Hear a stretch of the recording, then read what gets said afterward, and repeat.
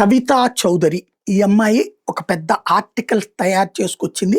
Andaman Nicobar ఐలాండ్‌ని disaster చేస్తున్నారు. గ్రీనరీని నాశనం చేస్తున్నారు. గ్రేట్ నికోబార్ ప్రాజెక్ట్ అనేది కోట్లాది చెట్లకి ప్రాణాలు పోతే 15,00,000 చెట్లని నరికేయబోతున్నారు.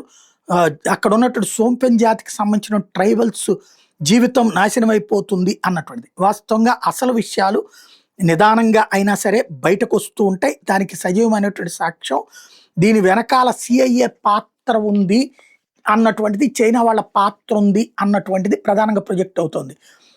సౌత్ ఏషియా ఎడిటర్ ఈవిడ డిప్లొమాట్కి సంబంధించినటువంటిది. జేమ్స్ టాన్ ఫౌండేషన్ అనేటువంటి దాంట్లో analyst, contributor, terrorism monitor, China బ్రీఫ్కి సంబంధించినటువంటి వ్యక్తి, అట్లాగే సిఐఏ బ్యాక్డ్ ఫండెడ్ వ్యక్తి ఈ వ్యవహారాలను నడిపిస్తున్నారు అన్నటువంటిది ఇప్పుడు బయటకు వచ్చింది.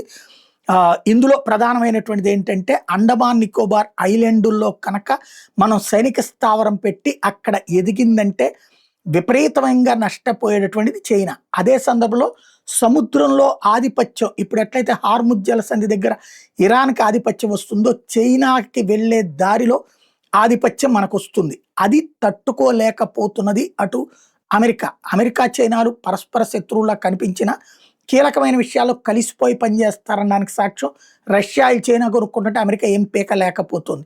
తైవాన్ ఆక్రమించుకుని నాకేం అభ్యంతరం లేదని చెప్పేసిందంటే దాన్ని ఏంటనేది అర్థం చేసుకోవచ్చు. వీళ్ళందరూ నేరుగా కాకుండా భారతదేశానికి సంబంధించి కథలు నడుపుతున్నారు.